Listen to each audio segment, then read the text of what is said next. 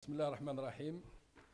أود بداية أن أجدد الترحيب بأخي وزميلي السيد زيني مولاي وكافة أعضاء الوفد الوزاري المرافق له، متمنيا لهم إقامة طيبة بين إخوانهم الجزائريين. السيد الوزير متخرج من معهد العلوم السياسية بالجزائر، يعرف الجزائر العاصمة أحسن مني. اختتمنا للتو الدورة السادسة عشر للجنة الاستراتيجية الثنائية، والتي تركزت أشغالها حول 3 محاور أساسية. أولا، التعاون الثنائي في مختلف المجالات وسبل ترقيته. ثانيا، تنفيذ اتفاق السلم والمصالحة الوطنية في مالي المنبثق عن مسار الجزائر. وثالثا، تبادل وجهات النظر حول آخر المستجدات في المنطقة. المناقشة تمت كالعادة في جو أخوي واتسمت بطابع عملي، حيث تم اعتماد خارطة طريق، وسنقوم إن شاء الله عن قريب بالتوقيع على وثيقة تتضمن مجموعة من الإجراءات للدفع بالعلاقات الثنائية في مختلف المجالات، أذكر منها تفعيل آليات التعاون الثنائي، خاصة اللجنة المشتركة الكبرى واللجنة الثنائية الحدودية لما لها من أهمية. بخصوص اتفاق السلم، رحبنا بالتقدم المحرز وجددنا العزم على مواصلة العمل والبناء على الثقة بين جل الأطراف الموقعة للدفع بمسار السلم والمصالحة في مالي. أما فيما يتعلق بالأوضاع في المنطقة، فقد عبرنا عن ارتياحنا للطابع المنتظم للتشاور والتنسيق بين بلدينا ولتطابق وجهات النظر حول القضايا الرئيسية ذات الاهتمام المشترك.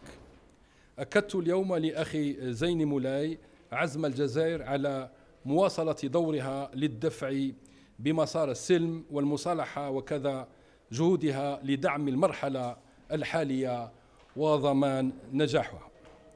مرة أخرى مرحبا بكم أخي زيني مولاي. نتطلع لمواصلة العمل المشترك لتحقيق الطموحات المشروعة لبلدينا وشعبينا الشقيقين. بسم الله الرحمن الرحيم، والصلاة والسلام على سيدنا محمد وعلى آله وصحبه وسلم تسليما. Bonjour tout le monde. Je pense que mon frère, Son Excellence, Monsieur le ministre des Affaires étrangères de la République algérienne démocratique et populaire, a dit l'essentiel de ce que nous avons fait. Ce comité bilatéral stratégique a été institué par nos 2 chefs d'État, et c'est un comité bilatéral, disons, qui est un organe d'orientation, disons.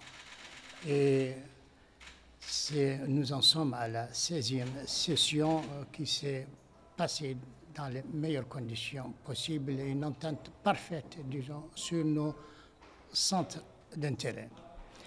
Je souhaiterais, disons, à l'issue de ces travaux dont vous avez la substance déjà, renouveler ma profonde gratitude au peuple et au gouvernement algérien pour l'accueil chaleureux qui a été réservé à moi-même et à ma délégation, ainsi que l'hospitalité particulièrement fraternelle dont nous jouissons depuis notre arrivée ici dans votre belle capitale, Alger-la-Blanche.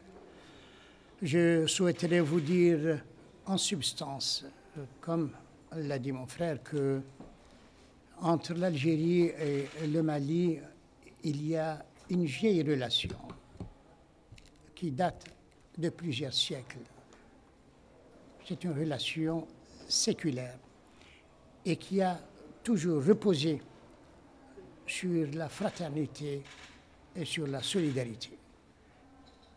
Et c'est le lieu de rappeler que au XXe siècle en particulier, nous avons consolidé cette relation historique et géographique, puisque nous partageons 1200 à 1300 kilomètres, disons, à notre frontière commune. Ça signifie en réalité qu'il y a un continuum, disons, c'est le même pays.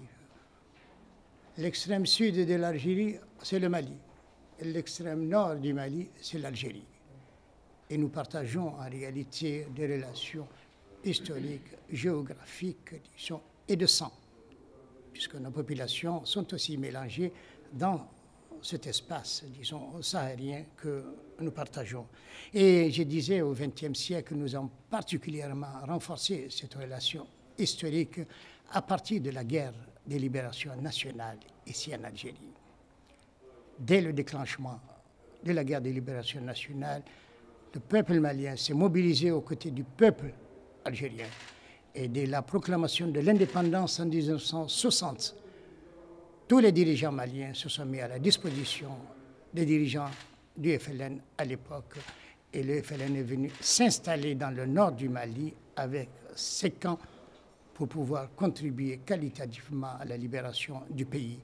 Nous avons renforcé, disons, cette relation dans le maquis, dans le combat commun, par des relations politiques, économiques, sociales, culturelles et aussi cultuelles, puisque nous appartenons tous les deux à la Oumma islamique et que nous œuvrons, disons, quotidiennement, notamment au sein de l'Organisation de la coopération islamique, disons, à la promotion, disons, de nos valeurs qui nous lient sur le plan religieux.